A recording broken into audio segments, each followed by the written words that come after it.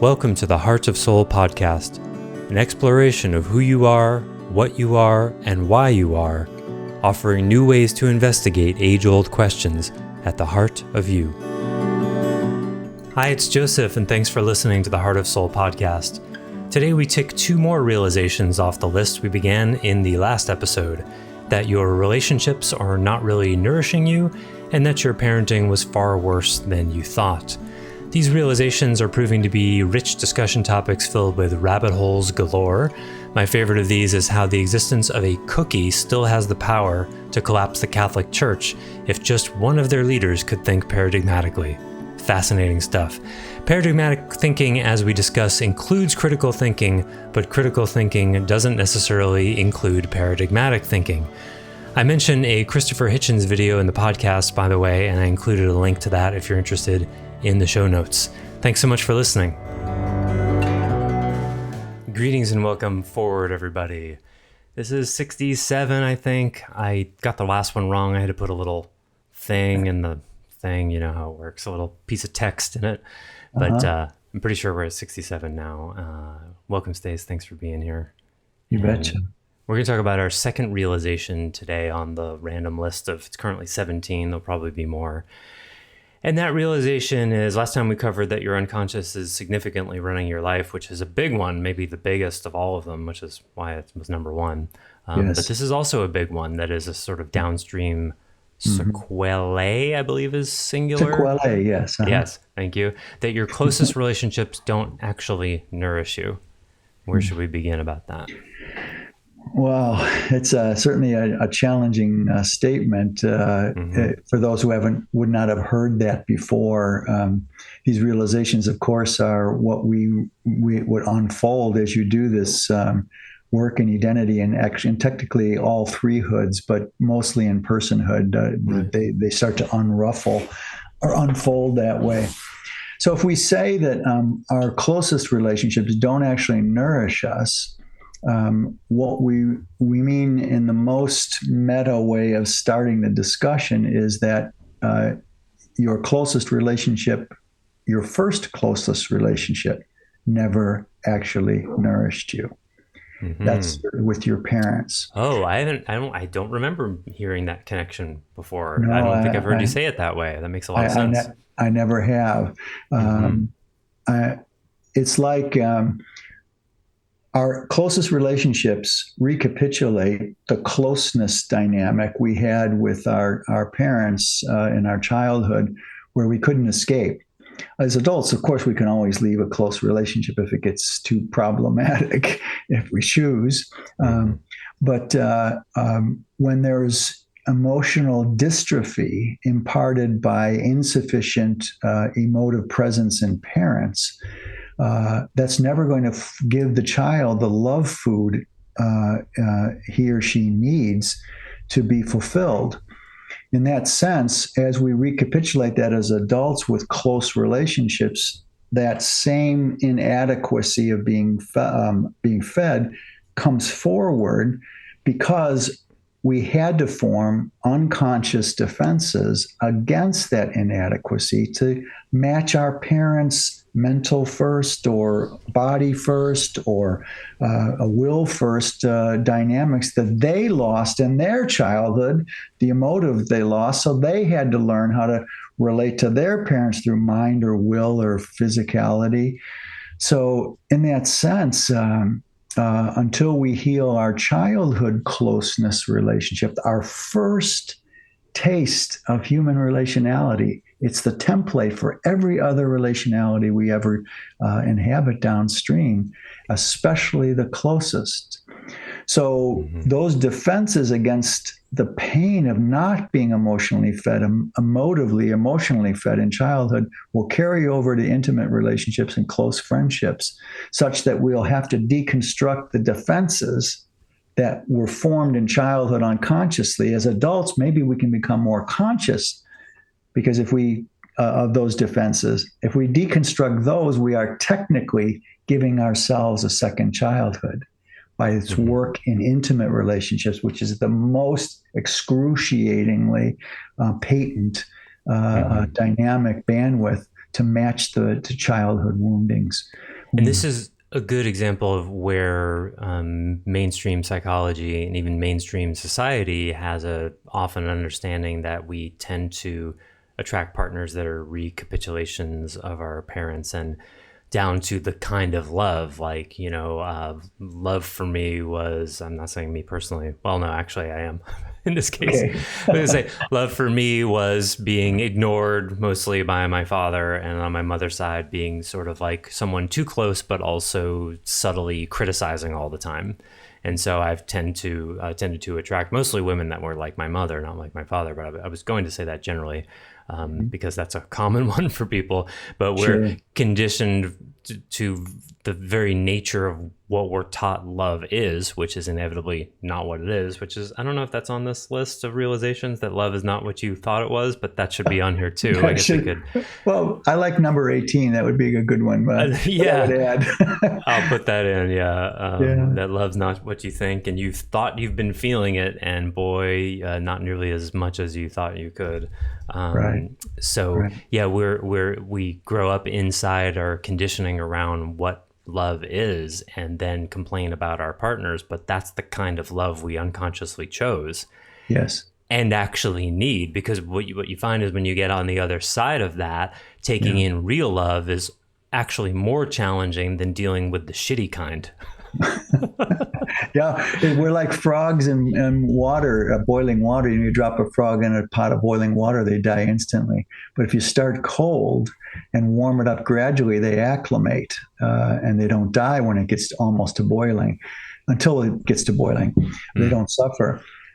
Same thing for us. We get so inured to inadequate form of love that we were conditioned to feel was love. But actually, as you said, when you get on the other side of it, you realize is nowhere near what it really means to love and be loved. Hooking onto that directly, Joseph, is why identity takes such a strong brings such a strong offering that none of us need to learn how to love better. Most of us know how to love from our soul. It kind of goes around our defenses, and at least we know how to love that way in some bandwidths.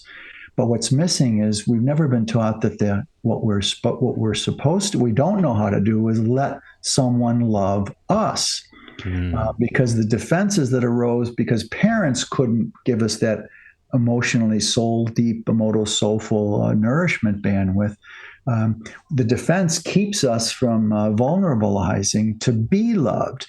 If we let ourselves learn to be loved by processing the unconscious defenses, automatically our bandwidth of love sobriety going out of us is going to deepen and increase. But our soulful love that we can love basically from the outside and around. Around the protections. Yes, around the protections still can happen, because protections can't protect against our soul essence, only some of their closening, vulnerable versions. So all of these things are related to that realization that if you think you're really fulfilled in your closest relationship, whatever that is, friendship or intimacy, wow, does identity offer a possibility that's not fun to get to, but a life changer to discover what love actually can feel like when you learn to be strong enough to be vulnerable, which we weren't strong enough to be vulnerable when we were kids. I think of the very common example of people who, for example, go into Alcoholics Anonymous and quit drinking, and then suddenly they lose all of their drinking buddies. Yes. And we have this phrase like, well, they were never really your friends anyway, or that other phrase, you find out who your friends really are. And there's a lot of different domains in which that happens, where like you change a behavior or a value or something, and then you sort of find out who your friends are. And how does this relate to friendship? That's a different application of nourishment.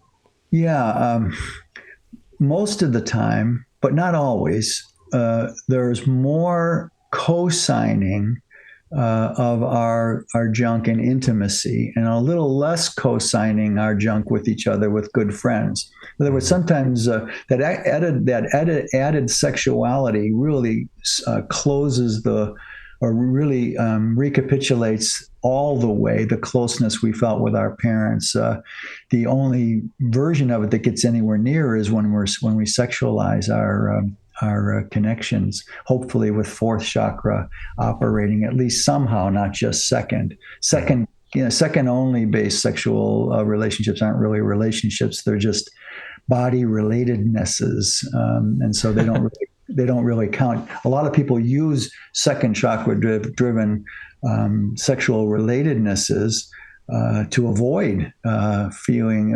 ever coming to the point where they realize they don't know how to be vulnerable. Sexualizing is the number one medication for blocking vulnerability in a deeper form of relationship. So that doesn't mean there's any such thing as sin for having a casual second chakra based relationship. It's just identity would say you're only firing on 6 cylinders on the 12-cylinder engine called your heart soul. It's embarrassing for me to admit, so that means it would be good for me to admit it. Until probably my early 20s, until about 22, from 16 to 22, I did a lot of having sex with women and then realizing I didn't like them. Because I just could not. Was completely confused about like, ooh, I'm really into this person, and then we'd have sex. It's like, oh, now I'm not really into this person anymore. And it took me a lot of I don't want to use the word practice, trial and error, a lot of mistakes to finally realize like, I think I have some confusion about this because connection was overly sexualized for me, as it is surely for many men. But when I look back on that now, it's like, oh man, how confused was I? Like, I just think because someone turned me on, I must want to relate with them and am relating with them. And that's just not what's going on. Well, Joseph, I'd like to reflect back to you that it is extraordinary that a 16 to 22 or 23-year-old would have such a realization. Because no, I didn't have the realization then. No. I'm sorry. I realized that at mid-20s, late 20s at the earliest. But still, I can still show you some non-shade here because we're supposed to learn what our bodies do in that age frame. And so even if we had no childhood wounding, we would inevitably, a little less probably, but still have to experiment with people we didn't really know how to get close to in the heart to learn what our bodies can do and they can't do. Sure, but I heard a lot of women who did not realize that that's what we were doing, nor was that what I was sort of putting out there, so to speak. So it's one thing. It's like, imagine if we had education about that, where it's like, hey, you're young, you're experimenting.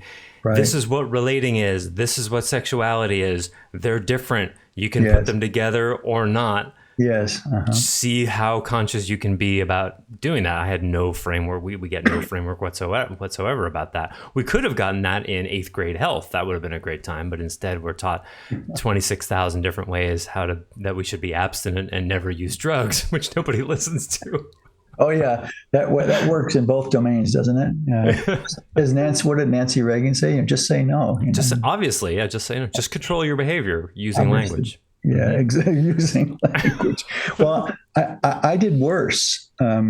I'll see you and raise you here. Yeah. I had the opposite, which had even worse pain to women. I didn't have that many lovers because I never dated. I mated.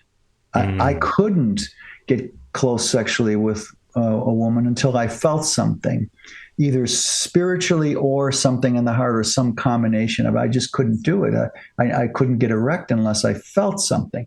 Mm-hmm. Now that's its own kind of torture. My first real girlfriend. One of the best Stace trivia facts, ladies and gentlemen, you're about to hear right now. This is best ever. If this is the one you're thinking of, I think it probably is I'm sitting suntanning in the backyard of my first real girlfriend as a junior in high school. And all I wanted to do was kiss her closed eyelids. I just wanted to, I was a little too insecure at that time, even though I was pretty, girls like me, let's say. But once I felt that thing with this girl, I didn't have such a strong push for sexuality. All I wanted to do was kiss her eyelids. So that was problematic, though, for me, because I wouldn't go into sexualized relationships without that, which drew the girl or woman in even further. And then when I realized that my heart was a fairly bad gauge of the sobriety of what I felt. It was a little drunk because of my issues with my mother, right? Relationships with women. So I tended to hurt women even more because I drew them much more closely than the average guy would. They felt like, wow, where did this guy come from? Because most guys just want to, fucking suck and get in and be gone. And I didn't. So that drew women closer and made the pain of my having to disengage, which I almost always did. The woman didn't. I did. And that hurt women, especially in my 20s, even more. So these kinds of things, there's no way around failing and hurting others who are close to us, especially in sexual intimacy, unless we can't avoid it unless we pre-heal before we ever have any bloody relationships. And that's impossible in the human condition as it is now. So we can't talk about this realization that your closest relationships don't actually nourish you without talking about codependence, which I'm sure we've talked about before. I know we have. I just don't know when and where. Sure. But what would you say is the difference between the experience of intimate romantic love when there's a significant amount of codependence going on versus when there isn't? When there's a significant amount of codependence going on, if we define, as Identity does, codependence as the projection onto adult relationships of unhealed wounds from childhood, which is a very astute definition that would not be disagreed with by some measures of psychology, but where they wouldn't get the actually depth of what those words actually represent. I got an example there, a really common one these days. The concept, I think we talked about this somewhere in the last 10 podcasts, but in a different context. The idea that someone else is responsible for making you feel safe. Oh, yes. Which is a really common one, something that women want from men, especially. Yeah. Or men want just as much from women, but don't live into the consciousness of that. So, yeah. So in that sense, to the degree that you would say, well, I have to quote a Tom Cruise movie here, much as it pains me to do so. I was just about to say, that's unlike you, Stace. Well, yeah, because Scientology, their god is ego. And so what else can we say about little Tom? Little Tom, I'm only an inch taller than him, so I can't. But there's a big difference between 5'8" and 5'9", or 5. Yeah, he's 5'8", right? He's 5'7". I'm 5'7". Oh, that's a big difference. Yeah, that inch really. There's a cliff there. Yeah, not like Hedwig. Hey, you watched Hedwig and the Angry Inch recently? No, but I know about it. I've seen pieces of it before. John Cameron Mitchell. Yes. Yeah. He's pretty short, I think, isn't he? Yeah, he is. At any rate, well, how did I get on that? What was I saying? Yeah, by the way, just if we could do a whole episode on Hedwig and the Angry Inch, which I recently was telling your wife to watch. I don't think she's seen it. It's one of my all-time favorite movies, and a lot of lovely themes there. But what we were talking about, codependence, and the difference in the quality of love, and then we were talking about the levels, the rigorous levels to which Identity takes identifying codependence. We should probably talk about that. Okay. So I loved the way you framed the question, the difference between moderate or severe codependence. What would that feel like? And a big one is one you already mentioned. If I was going to say, if you feel, that's how I was going to quote Tom. In the movie with Renee Zellweger. Jerry Maguire. Jerry Maguire. I'll take Tom Cruise movie for 500. Yeah, yes. Where toward the denouement in Act 3 of the film, he admits, "You complete me." Mm-hmm. Now that sounds so soulful, doesn't it? I know it did for me at first, and then I only took about 6 minutes of reflection. I went, wait a minute.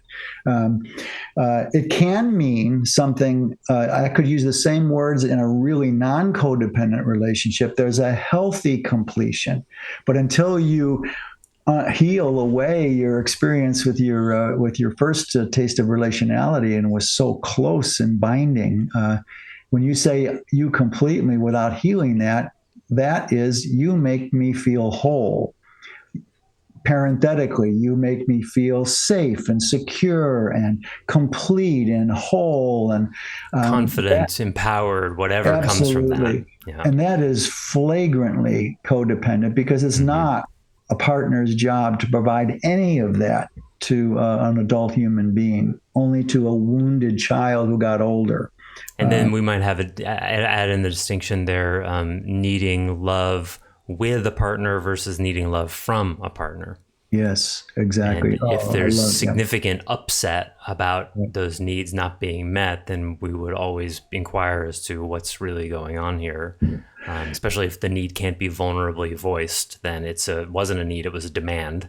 And then that's the protector trying to feed a subpersona under its watch to try to get the parent needs met surreptitiously. The parenting needs met surreptitiously. Excuse me, audience, for my confusion today. I haven't slept well in about 2 months for reasons we may or may not get to in this podcast, but bear with me. Joseph, but thank you. But one of the things I wanted to add in here, because you brought up Hedwig, which of course and I invite everyone to see that movie. It's one of my all-time favorite films, but one of the themes in Hedwig and the Angry Inch, starring John Cameron Mitchell, who's a genius, and the guitarist, Travis, what's his name? He wrote all the music for it. He's amazing.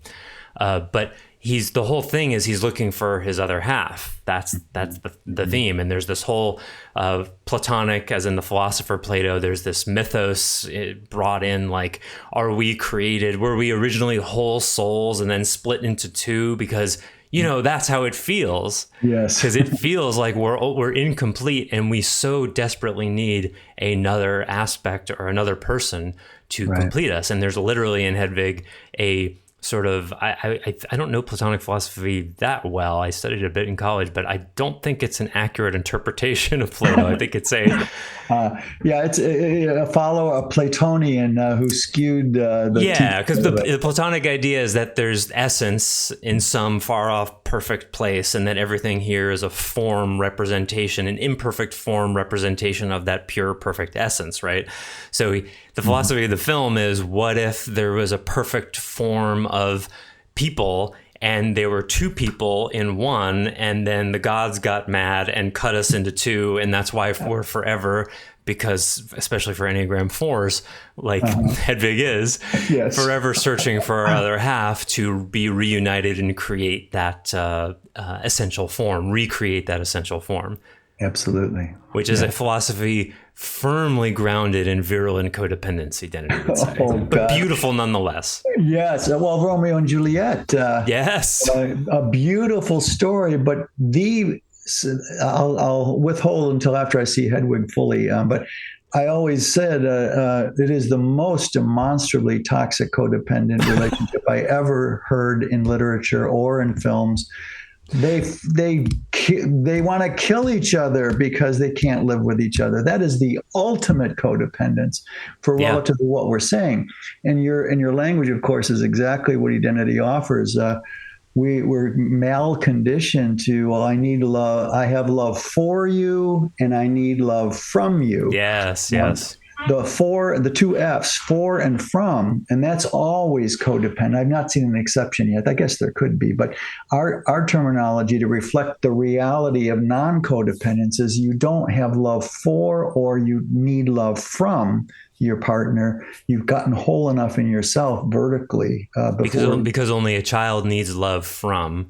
That's Exactly. when and where it was true. And if it didn't Exactly get right. met to that degree, and I mean, that's a crazy assertion right there, that psychology would kind of Yes. probably go, okay, I get what you're saying, but, and we would say like, no, no, no, no. If your frame Mhm. for intimate relationship is loving for and and receiving love from, Right. that is the degree to which you live in codependent land, which is like 99.9% of people. 99.99, I might add, by default, I mean, we don't including know. us, Joseph and I, including everyone, Yeah. ourselves included. We can only speak to it because identity found a dharma to uncover how deeply malconditioned we are, completely unknowingly by our world. So the frame instead with love with another means you're done needing love from, and you no longer express love for, you express love with. That's a horizontal cleanliness that comes from a clean vertical in each of the partners, that they've done their own work inside. So, I hadn't made this connection before, but I'm thinking about 2 or 3 podcasts ago when we talked about the yin and yang dynamics with the diagrams that we put up on YouTube. What occurs to me is that as adults anyway, the love from and love for, it's willful. yes, It's it's pulling lovely. love willfully from and pushing love at. Yeah. As opposed to love with, there's a feeling, and you can have the experience of it, is the love moves itself. All you got to do is just be there. Yeah. You don't have to grab it or push it. Yeah, it has its own life that induces reactions out of the two partners. You don't willfully cross a space with the love. It draws you. The 1 + 1 = 3. We would say is the best Mm-hmm. example of a non-codependent relationship. The whole is bigger than the sum of its parts because it draws our souls into the connective space after we clean up our mommy and daddy projections for or against closeness, right? So in that sense, by default, we're all codependent. And so those are some really strongly edged clarities of how to distinguish the degree of codependence, which is just horrendously deep especially in the West, where you actually have support for self-actualized versions of love or Yeah. self-actualized basis for love, right? And when we make assertions like 99.99% of people, obviously we haven't met them all, but and so it's a wild assertion, and not certainly necessarily fact. But if you look at fiction and Yes. philosophy and Yes. spirituality and religion, you Right. can see the clues. Music, I always think of the Police's hit "Every Breath You Take," Oh, which God. is a beautiful and brilliant and virulently codependent. Or Moulin Rouge. Yes. Talk Oh, my about the God. willingness Oh, to die, also of an Enneagram 4 film. oh Like, God. what's that line in Come What May? Never thought I could feel like this, like I've never felt, like I've never seen the sky before. It's like that feeling that everything changes and suddenly life is worth living. We Yes. would say is, what's going on there? What's the metaphysics, the psychological metaphysics for why when someone falls in love, they fall Yes, in this not dramatic way, rise, not but that rise. our language right away signals the metaphysical damage that's already reflected or represented by our language. You fall out of yourself and too far into the way the other person makes you feel, Ah, as well a, said. as opposed to how that other person actually shares the same kind of or very resonant value systems transaction. That's the other thing, that non-codependent relationship. When you're done healing this way to some minimum degree, you start drawing partners who process reality more resonantly with you, not the same. You don't want. I didn't want another Stace, although my green did. But I wanted a Guilty. woman who gave me contrast, but who processes reality along certain assumptions and ways of being that are resonant. It can be opposite, but even opposites can be resonant. For example, what I tend to express outwardly as yogic forms of health and unhealth, Bree has exactly the same a degree of it, but is inwardly in a yin way. What I express outwardly, she holds inwardly. What she expresses outwardly, I hold inwardly. So there's opposite ways of relating to the way we process to reality, but they're resonant because that's a hotbed then of being able to kind of illuminate in each other. Well, if this is what I do on the outside, Bree would mostly say over the years, well, what am I doing on the inside that's like that? And that's really helpful.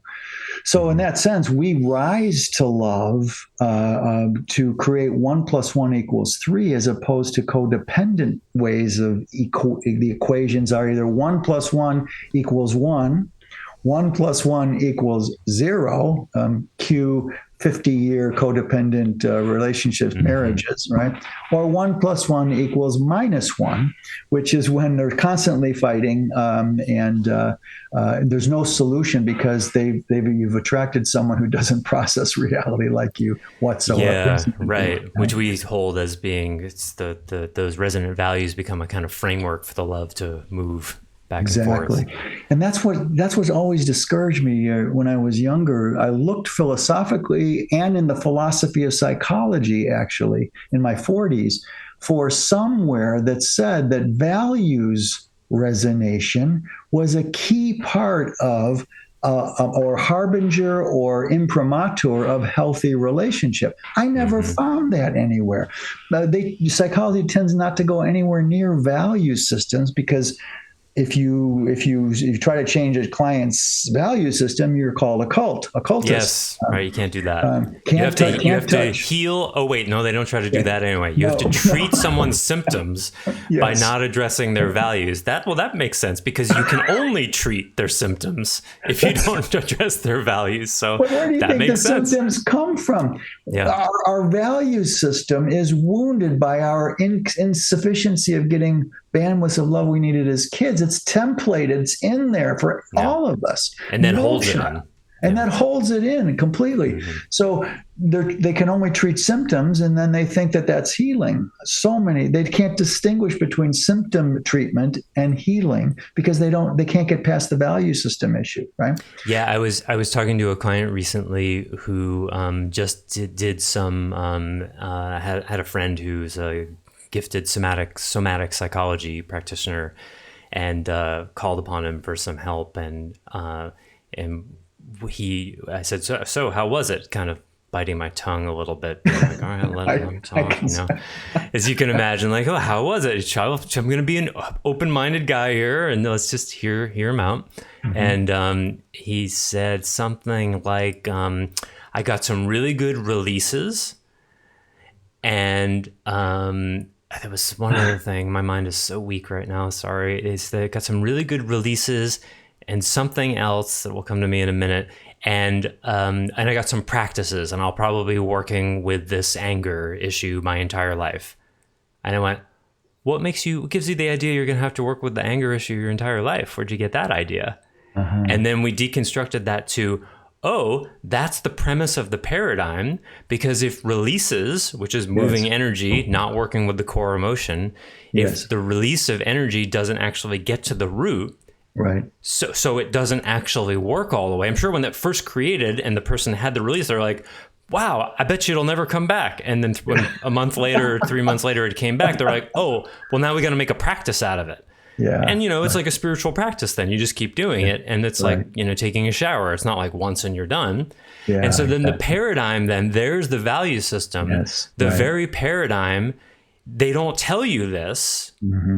It's implicit. But if it's an energetic release, you will need more and you have to make a practice out of it. Then they've already pre-decided what it is and what can and can't be done about it. But they don't tell you that. No, because a lot of psychological teachers and therapists, they're not cognizant of that. They learned it from theirs and from their culture or their family or their education or whatever. So this is such a tragedy that energetic releases are like drugs. You have to keep doing them to keep the effect going. And at some point, we use this metaphor quite a bit. You're traveling in a circle around the mountain halfway up toward the peak. And you can circle that mountain over and over, and as the seasons change, you can see different things in the forest around. Yeah, nice. But you're stuck at the same altitude. You're not going to get to the peak or the acme of it, of what is possible to learn by moving away from a energetic symptomological treatment to core emotional. But if your paradigmatic value is that childhood wounds are energies stuck in our body that require regular releases, yes, then it leads to the day-to-day way of relating to reality of I'll be working on this for the rest of my life. And so in that moment, I did what a therapist is not supposed to do and said, what makes you think you're going to have to deal with it the rest of your life? I guess that means you're not really dealing with the core issue. Right. I didn't say it like that, but I get what you might have intimated there. Yeah, that's what we got to. And he loved the reframe. It was like, oh, and sure, you can do that. But, it only took a couple of minutes for him to be like, yeah, I've been dealing with this. Well, one of the answers to the question, why do you think why do you think you're going to have to deal with the rest of your life? He said, because I've been dealing with it for 60 years. Yeah.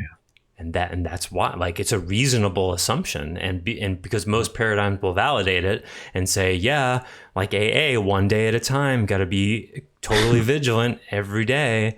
And it's like, that's fine, but can you have some meta and maybe be like, well, this is functioning to treat the thing, but what if there were a way to actually deal with it all the way that didn't require that vigilance? Shouldn't we be working on that as well? I love that there are the pills. Yes, sure. Shall we work on the final solution as well? Oh, and I love how you say that, because here's a good moment to really humbly assert that identity has reinvented psychology. Yeah.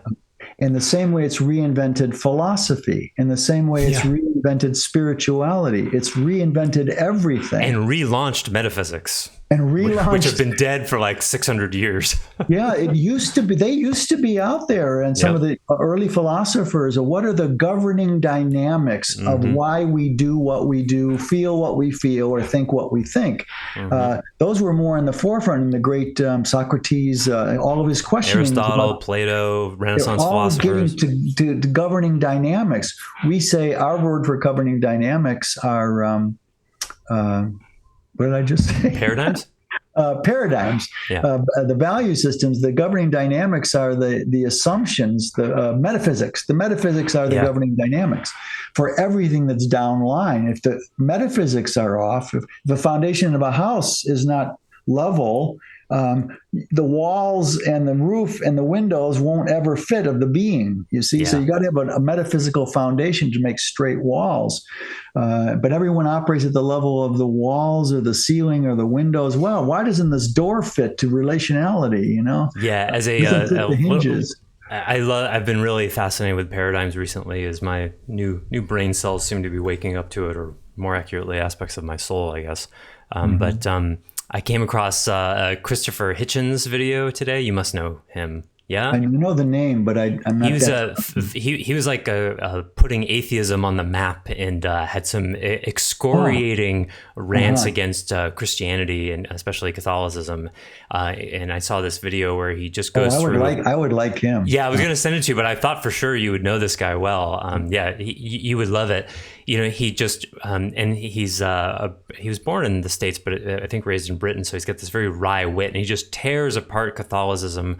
For here are all the really bad apologies they've made for things, and here are the things they've not apologized for. For example, as I know you know, they didn't apologize for Galileo until 1992.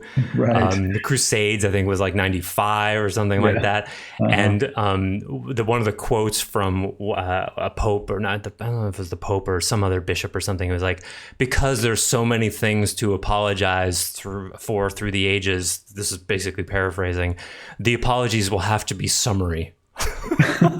And that's how he starts his talk. He's like, so my deconstruction of all this will have to be summary as well. And he just tears it apart. But what I found fascinating was, because he's an atheist, Yeah. he has to throw the spiritual baby out with the religious bathwater. Yes. So he's hugely anti-religion, but can't see any of the redeeming qualities, which of course would make any Christian not be able to hear any of it. Yeah, that's because right. he's not trying to clean up the religion; he's trying to destroy it. Yeah, it's the way that I always framed it, because it felt framed this way for me, is that you know how seriously you have to take religion as some authority for talking for divinity before you have to reject it altogether. You have to really take it seriously. How anyone can take religious seriously enough to throw the divine baby out with the religious bathwater is astounding to me. It's so ludicrous what religions teach. Well, so and you have to not realize that atheism is as much a belief system as the religion is, which you didn't get. No, their God is no God. And so atheism isn't the answer, even though they have a clear view of the shortcomings of religion. But here's the most, since we're just talking in this little short rabbit hole, the most disingenuous and nauseating response I ever heard to the accusations of someone like him, an atheistic way, was by a Catholic bishop. I forget who he was, what his name was, but I'll have to summarize it because I had to hold my lunch down.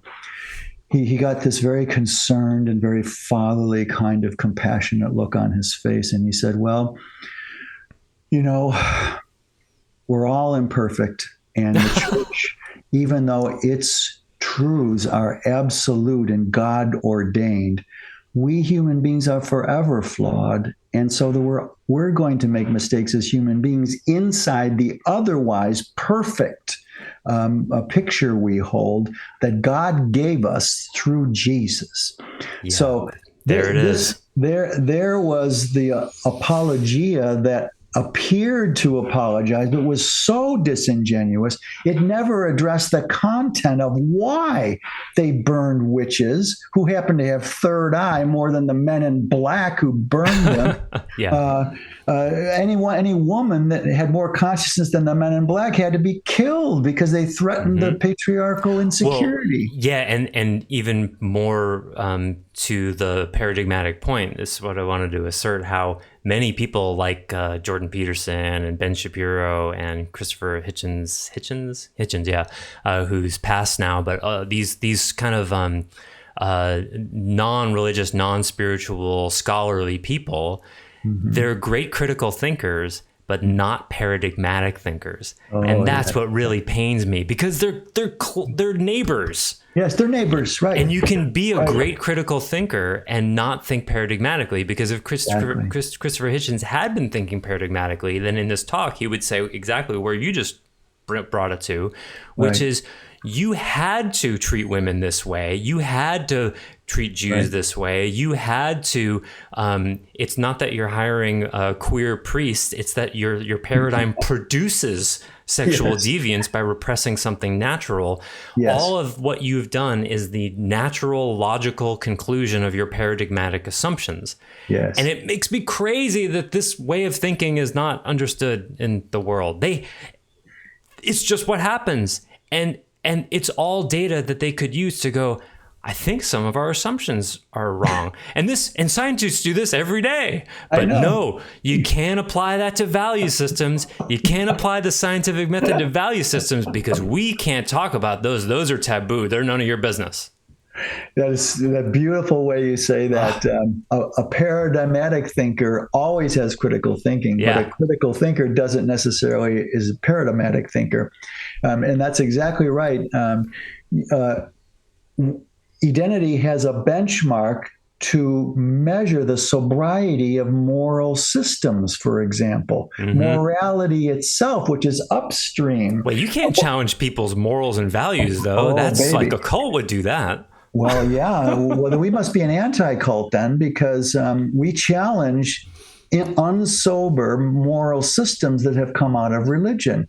Allah will reward me if I kill the infidel. Yes. By the way, challenging existing moral systems? You mean like Muhammad did, like Jesus did, like Moses did, like who's the Hindu guy? Lao Tzu did, the Buddha did. All of these great leaders challenge existing moral systems.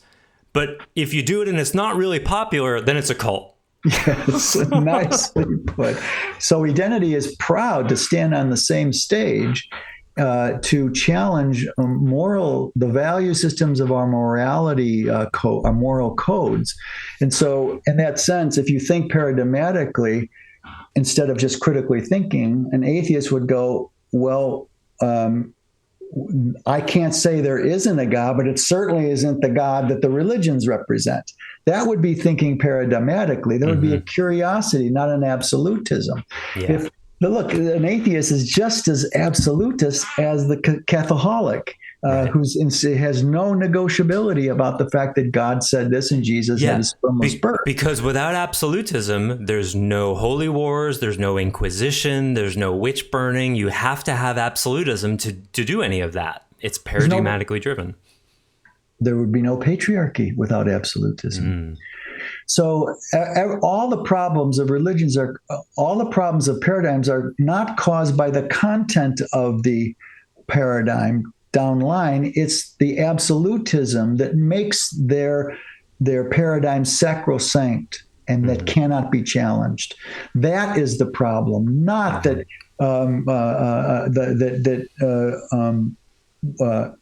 Jesus, the host and the wine you have during Mass at a Catholic service changes directly into blood and body of Jesus, which you have to believe. Yes, you have to believe that. Remember that article about the gluten-free hosts? Oh, God. Yeah. Oh, my God. Funny. As if Jesus' flesh was gluten-free. You know? Yeah, because there was some company run by nuns. This was back in the 90s, and there was some news article, and it was just one of these great examples of like where the paradigm almost completely fell apart and could have and should have, but didn't, because there was a company, because what do they call that? The disease, celiac disease was becoming more aware. I'll use that word in society, made aware in society. And so some nuns started this company creating gluten-free hosts, not realizing that by doing that, they were admitting that they were actually not transmuting the cookie into something other than a wheat wafer. And the whole paradigm could have fallen apart on that one little wafer thing. Wait a minute. Because they didn't get that that's what they were doing. Yes. They would. What difference what the chemical makeup of the cookie is if it's going to turn into the body of Jesus anyway? I mean, we laugh, but you could cry tears of blood over how juvenile we are as a species in not thinking paradigmatically and metaphysically. Once we got divorced from metaphysics, it was off to the races of whose content feels better to you, not what's most real. So look how the rabbit hole from parenting and relationships goes. So in order to keep us on focus here, that's my job to go back to how we got off on this was the paradigmatic assumption that 99.9% of people seem to be in, as far as we can tell, and based on pop culture and media and all that, is the flawed paradigmatic assumption that is more widespread than any religion because it covers all of them. That intimate partnership love is about love from and love for. Yes. And what if that's entirely not wrong, but a necessary phase of development that's also necessary to grow out of? Oh, lovely. Great. Wonderfully said.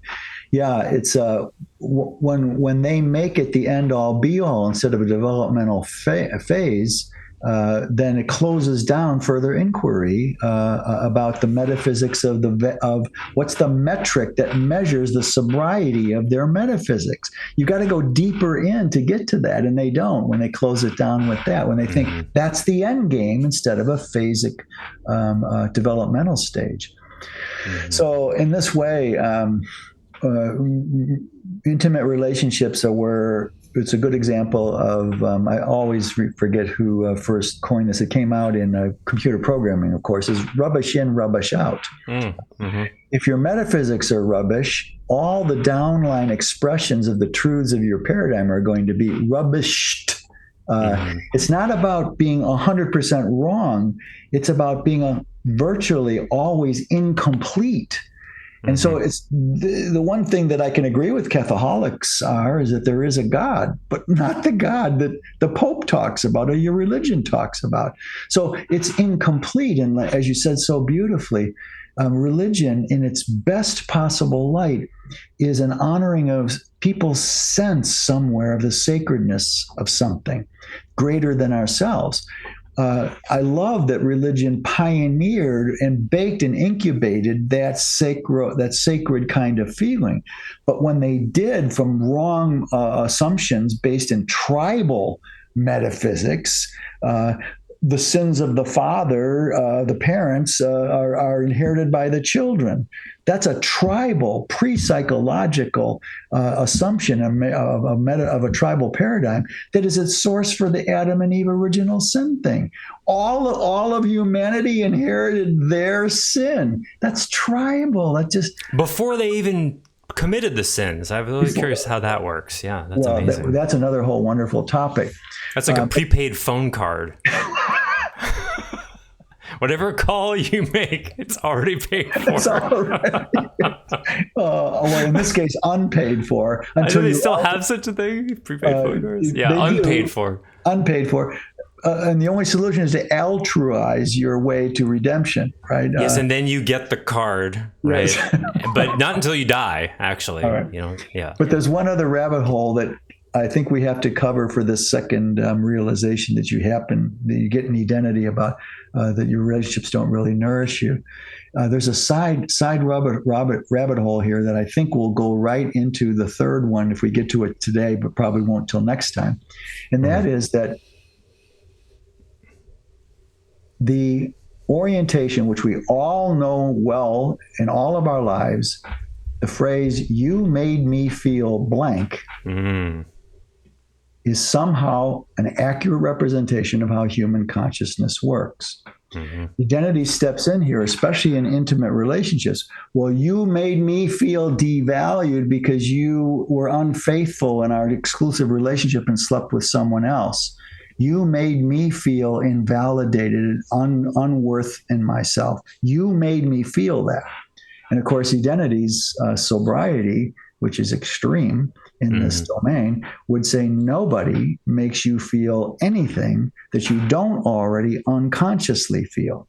If my wife was unfaithful, I would never say, "You make me feel this, and this." I would say, "Well, wow, your capacity to be unfaithful was off my radar screen."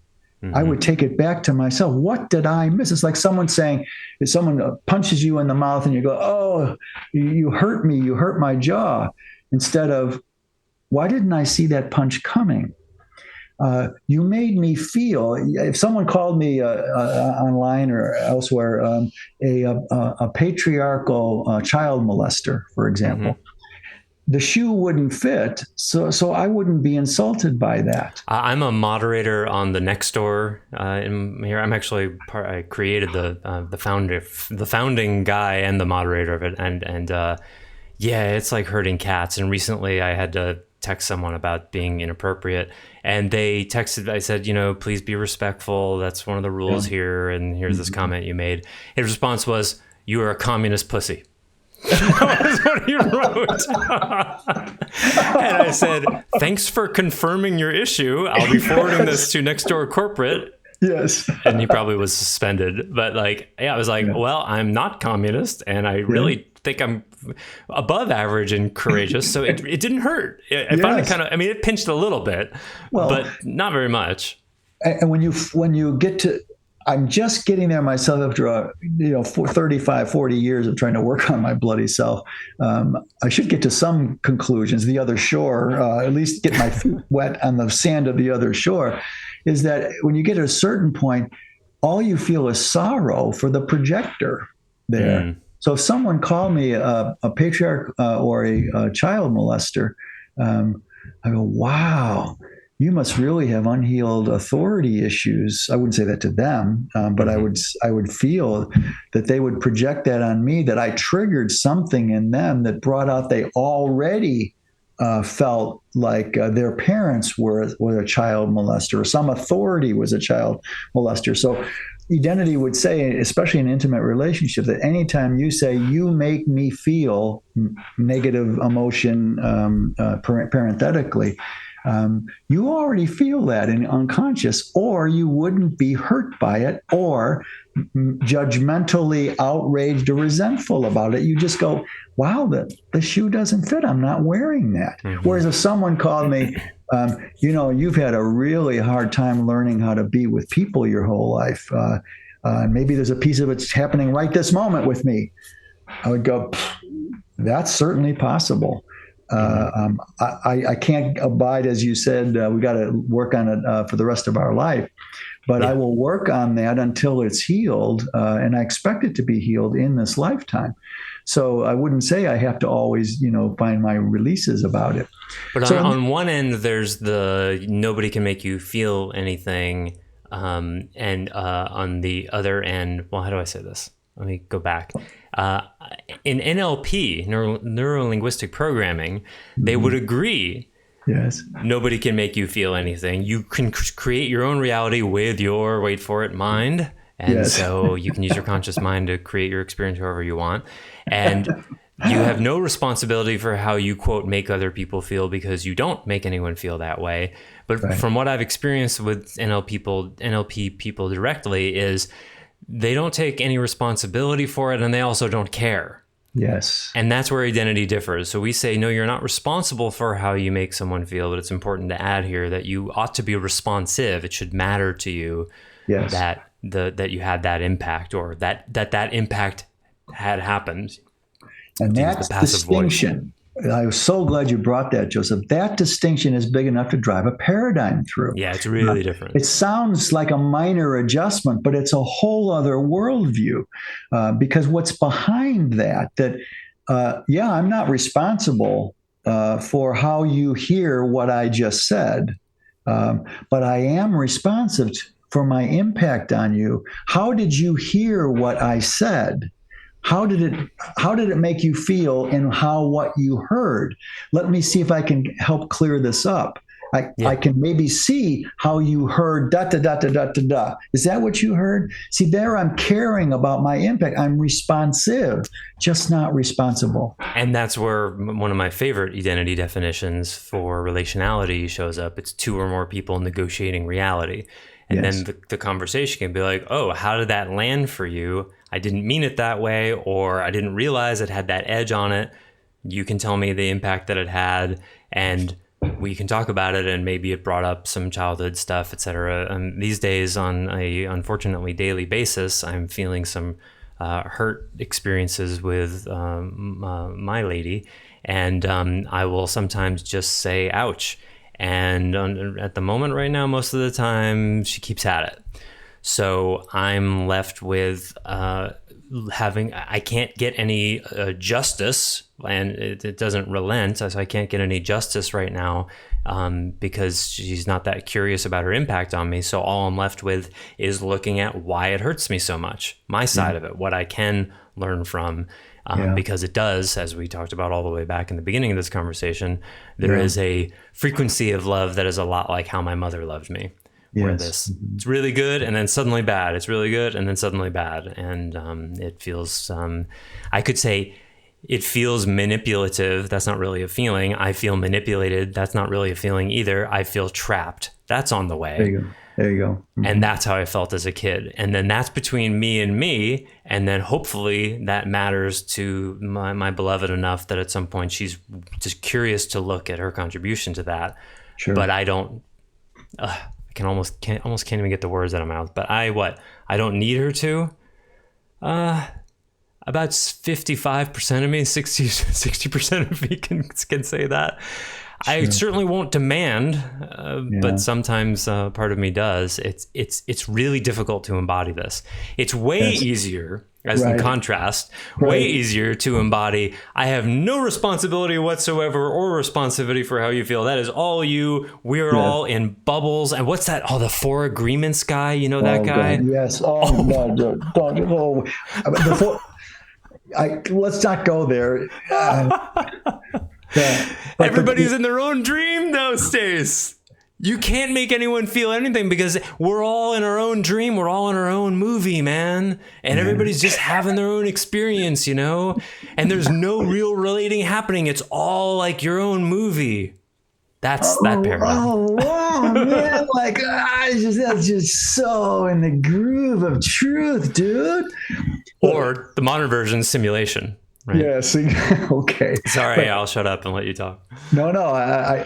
Everything you just said fits what I wanted to say next anyway. And okay. The most disingenuous and nauseatingly sickening response that some people think represents I care about your impact, my impact on you, is when people, and I'll have to energize. Oh no, I know what you're going to say. This is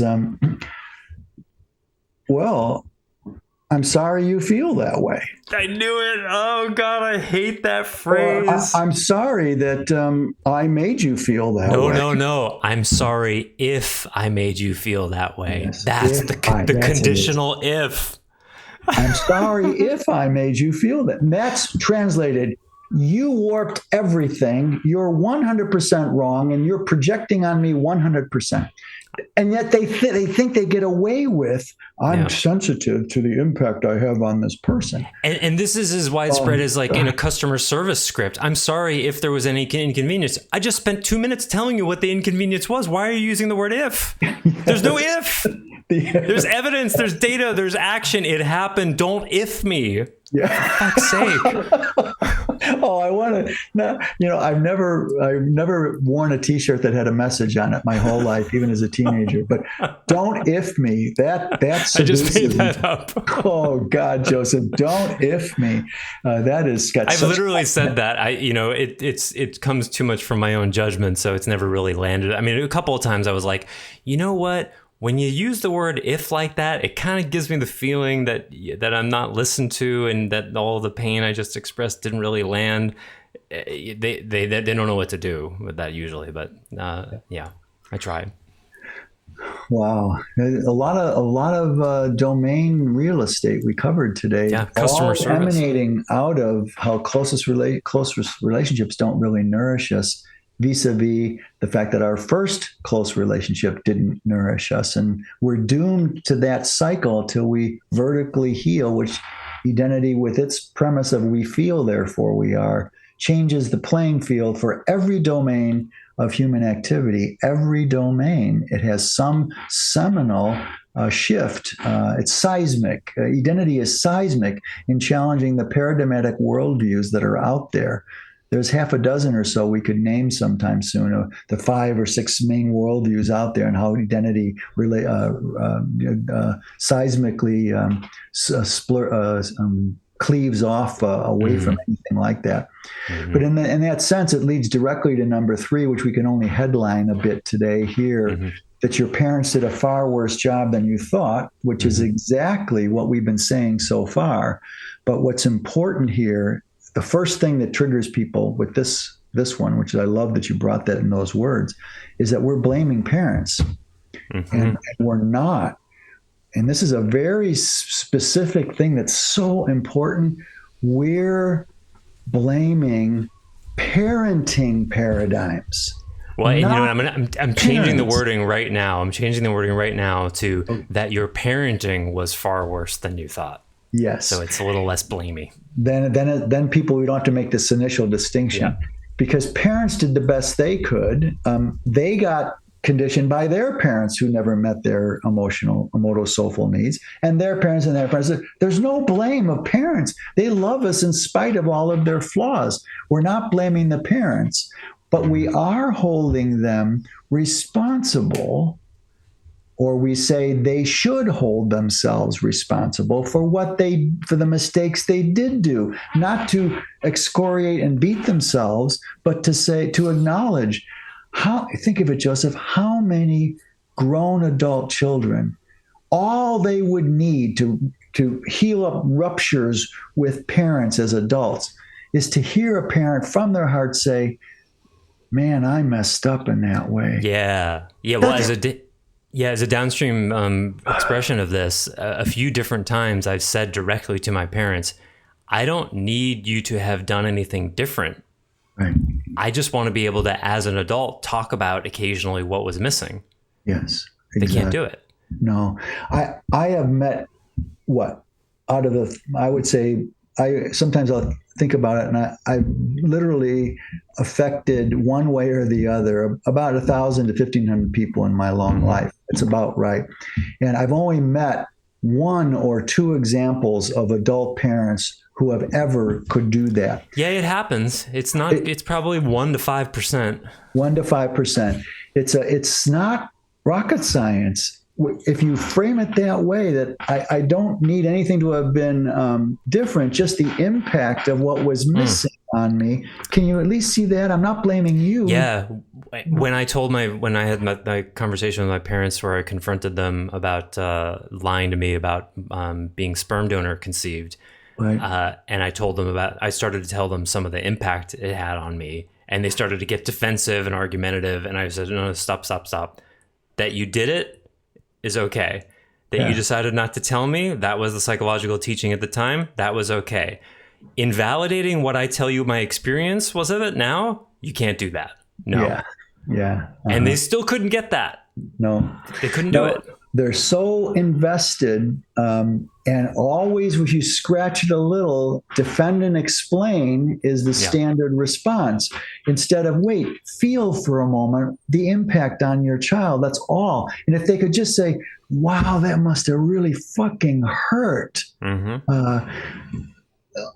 In an instant, it would cut through all the complex layers of resentments adult children have for their parents. Yeah. If parents could just have that one lack of a character flaw, just one.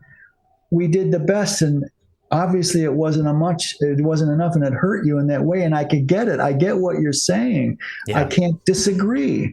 But what's so fascinating about the inability, because it seems relatively simple, but their inability to do that, let me invert it, if they could have done that, then they would have been way better parents to start, because they would have been actually porous to the child's experience and not holding too steep an authority gradient where their reality is the reality. Exactly. And instead they would be supporting the reality of the emerging child, not trying to mold them into their own image, like an Old Testament God. Exactly right.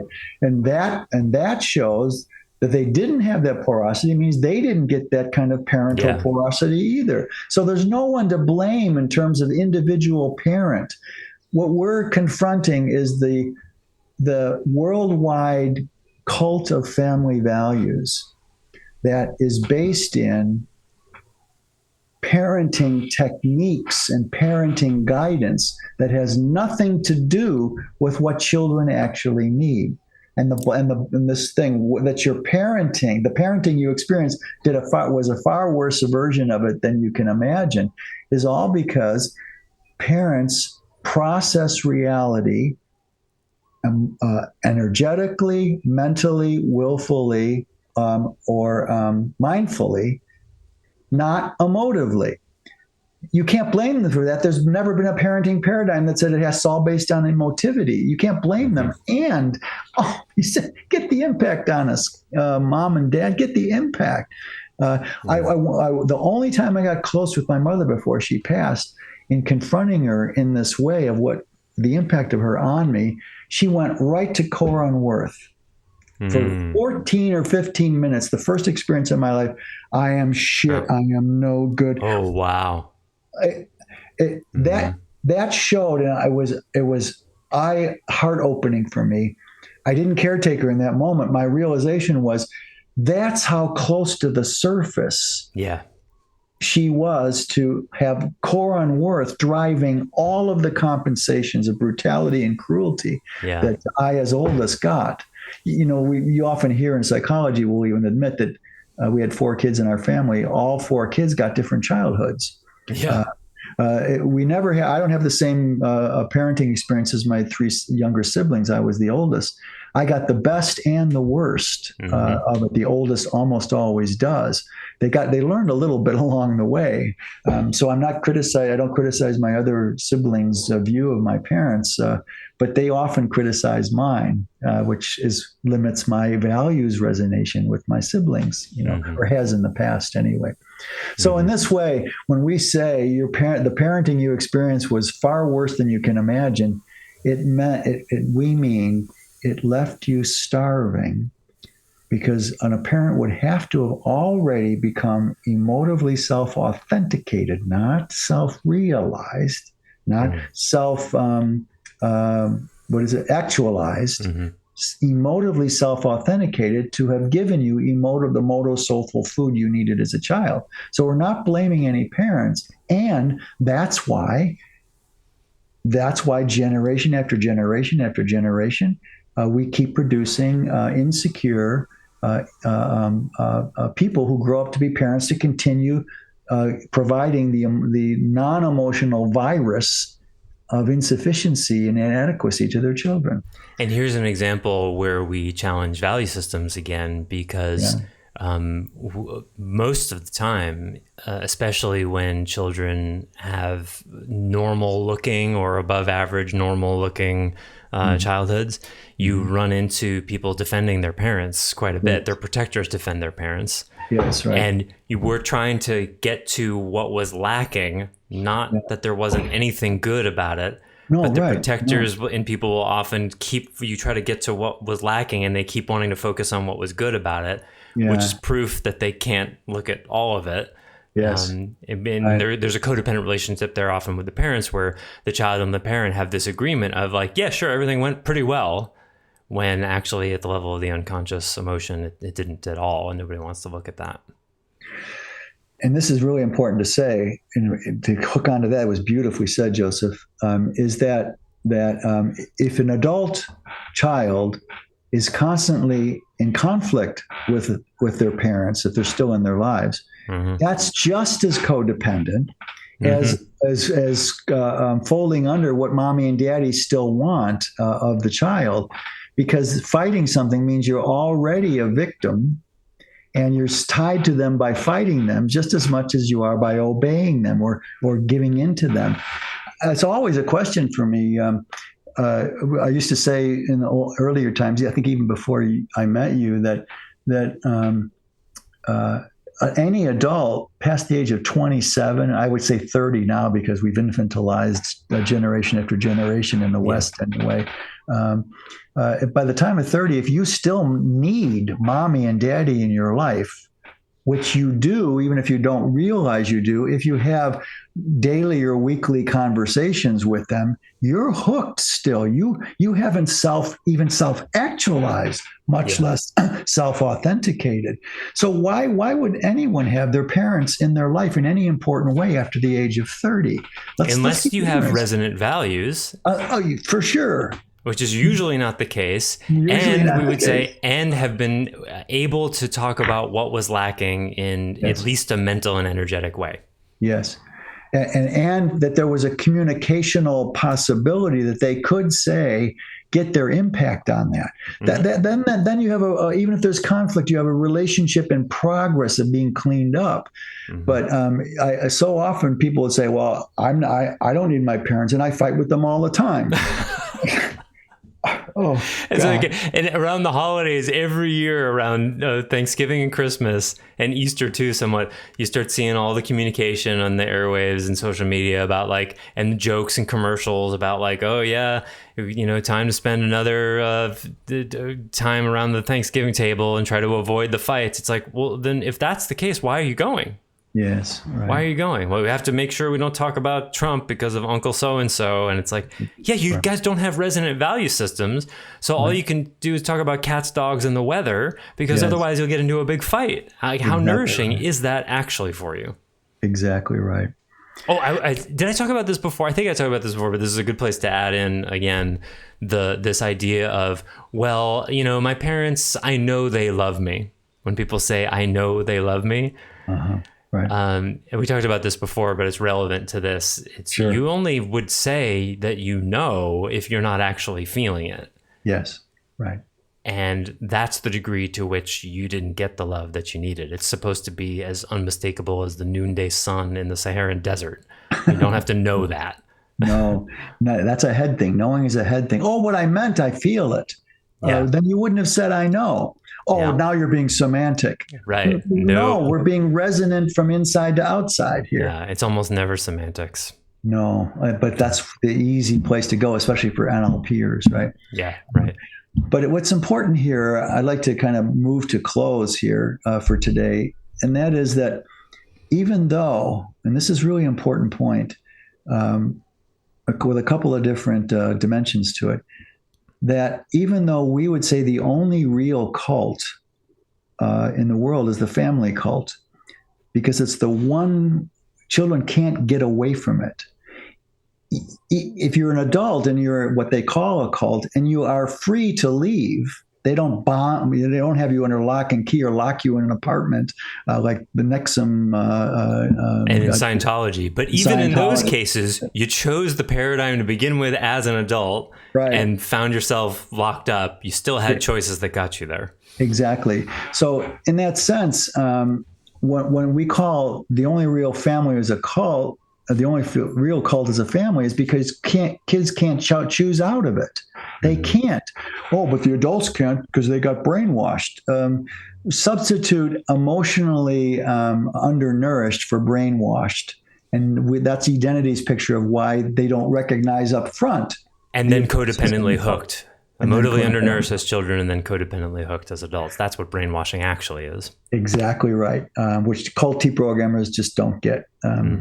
At any rate, the point here is that even though Identity excoriates the family cult of values, worldwide family cult of family values, because of the parenting paradigms that govern it, our motive, and I want to expand this just in a few different ways, is we respect the importance of the family so much.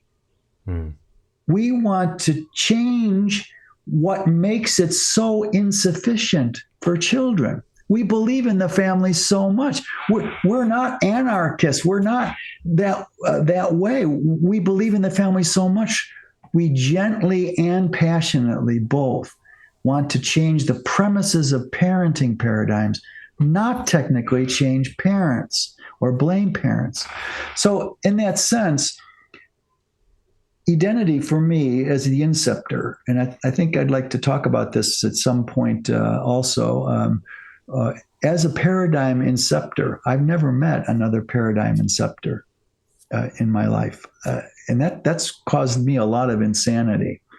But in that sense, the paradigm of Identity wasn't philosophically driven to acute, clearer pictures of paradigmatic substance and expression. It started because I felt the suffering of the world served insufficiently by philosophical paradigms, by psychological paradigms, by religious paradigms, by New Age paradigms, by Eastern paradigms, by Western paradigms of religion, all furthered human suffering while they were trying to be the cure for human suffering. Yeah. And it's the caring for the suffering of humanity that is the core motive for the distinctions that Identity makes in paradigms. Not that we enjoy trashing their insufficiency by laughing at their insobriety, but by suffering over how, until someone says, a person who walks with divine being every day, until a diviner, not a religionist, but a divinist, finally says, no, that's not how I experience God. Anything you religious, East or West, say, no God or God. It's all based in caring for the suffering of people, not in being the top smartest guy on the planet who invents a paradigm that can see through all other paradigms. That would be philosophically, mentally, and willfully driven. And I just want to say everything that we say, that negativizes in some way or criticizes other paradigms, our motive is not to be clearer or smarter. It's about the victims of people, the people victims who suffer at the hands of paradigmatic distortions. That's our motive. And so it's really important. I wanted to aerate all of our, as we go through these and all the paradigmatic distortions and all these now 18 of them, we're going to show paradigmatic distortions in them. And the metaphysics of those paradigms is all driven by caring for human suffering, which you can't transcend, you can't atone for, you can't non-dually erase. Transcend, and you can't energetically work on it for a lifetime. It's got to be emoto-soulfully processed. And identity offers all these truths, not as anything for anyone to believe in, but to test for themselves whether or not it feels right to them. A cult says, believe this or else. How many of our parents said that to us, directly or not? Believe me or else, obey me or else. A paradigm says, here's an idea, test it. That's the difference between a cult and a paradigm. And identity is a paradigm because it doesn't say, believe this or else. I used to say that in certain flavored bandwidths, but it was about me personally, and it infected the paradigm. But I had to learn that one really the hard way. So I just wanted to meta frame everything we say in all these 18 realizations that people get.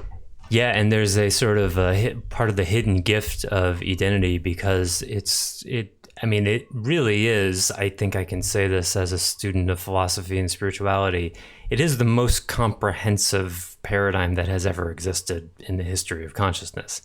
It really, that's an easy thing to say because it can talk about so many different things. You know, Christianity can't talk about what Buddhism is talking about. The three hoods, they can bridge two, almost never three. Kabbalah does a little bit, but not to the depth it can. Just in how much stuff we can talk about. Whether you agree with it or whether you think it works is a completely separate issue than just what it can cover, you know? Yeah. And go ahead. I love that you say that because in that way, I often describe identity as a meta paradigm for all the other paradigms. Right, because it can explain all of the other paradigms. So, and I can say this for myself, and I think it was the case for you as well. It functioned for both of us as a way to elicit any absolute truthism that might be remaining in us. Exactly. Because it's so powerful and universal. It's so universal, it doesn't need absolutism. Yeah, but certainly it's easy for our protector aspects to try to use it in absolute ways. Sure. And I went through a phase of that too. And I still sometimes notice bits of it, but not nearly as much as I did before. And that's all part of it too. But that's not the paradigm's fault. No. When Joseph and I are talking, there's no cult of personality here that's built around either of us. We are devotees of a paradigm ourselves.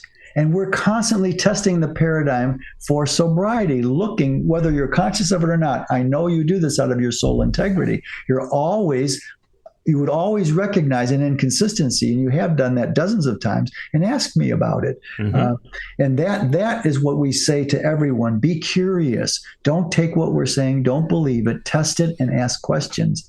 Because we're not, what is it? Sunday school?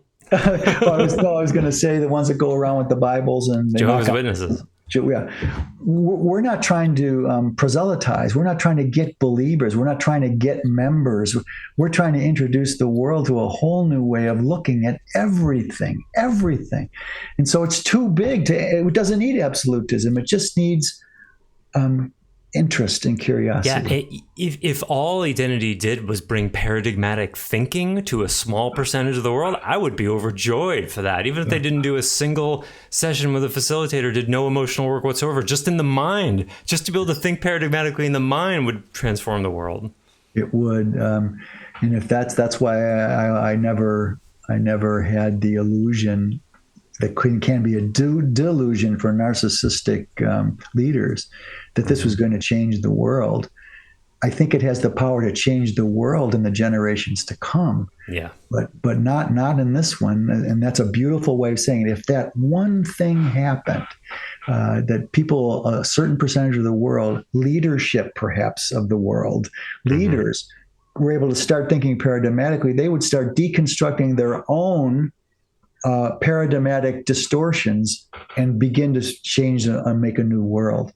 But they would have to admit that cookie couldn't cause a wheat allergy if it really turned into, and then poof, like a house of cards, all of Christianity could fall down. That's the power of paradigmatic thinking. So also one person would have to go, wait a minute, why are we making gluten-free wafers if the priest is supposedly turning it into something completely different? Again, now we're laughing, and that may seem like we're judging superiorly, but we have to laugh so we don't cry at the I suppose effects. When I was, just as you said that, I was trying to feel like, where is this laughter coming from? It's not at the people. It's just at the absurdity of the logic. I mean, it's like, right. Like I laugh at myself when I'm trying to, cut plywood in a straight line. It's like, oh God, I suck at this. It's like I'm learning. It's that kind of laughter. It's playful and sad and funny and tragic all at the same time. Yeah, we don't criticize the rank and file, the people all people doing their best.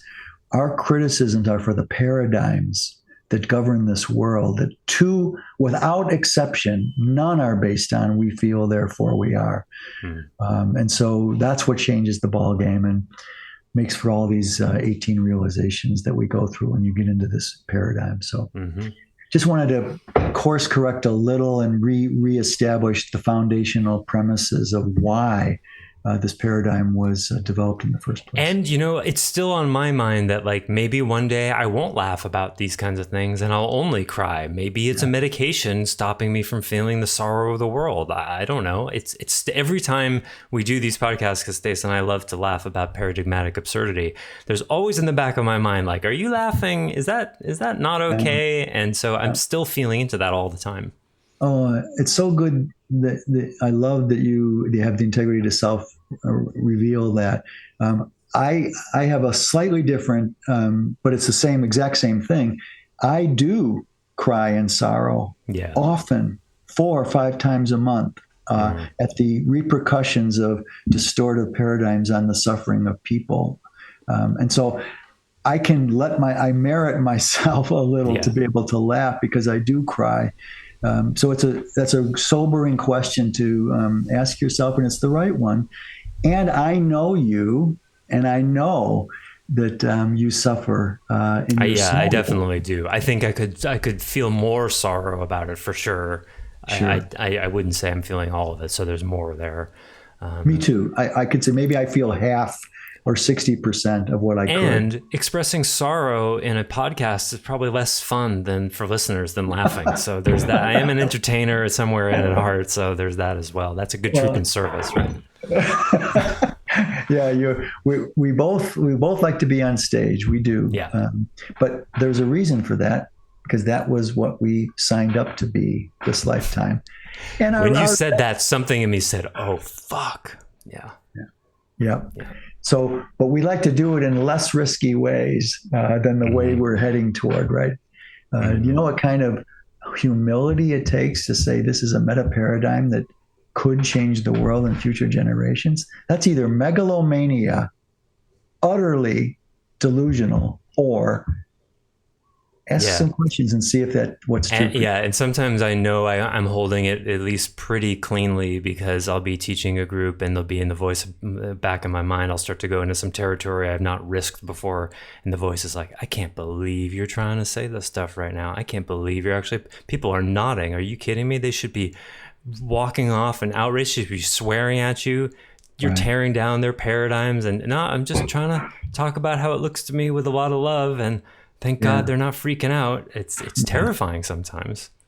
Really. Well, I'm happy that you have that experience. That's a lot more than I had in the beginning. Oh, God. That's another whole story. But at any rate, this was lovely today, Joseph. Thank you, Stace. I know we're both going through some personal stuff right now that's challenging. And yet somehow always I make up in my heart, and I'll say this patently to close, that what I always feel with you is that you get more consciousness room from these podcasts, not less. Oh, hell yeah. And so that's why even if we Joseph and I both question, do we want to have our fun podcast today to cover something we don't want to feel? Yeah, we talked about sobriety. that. We do that. We talk about that before the camera started rolling. So yeah, we went with 55 for me. We determined it was 55-45 healthy versus unhealthy. So we went with it. And after having done it for an hour and a half, yeah, it feels like it didn't make everything better. I don't feel high. I feel a little more sorrow and a little more sober. So I think it was good for me. Sorrow and sober. Wow, I'll take it. Good one, pal. Yeah. All right.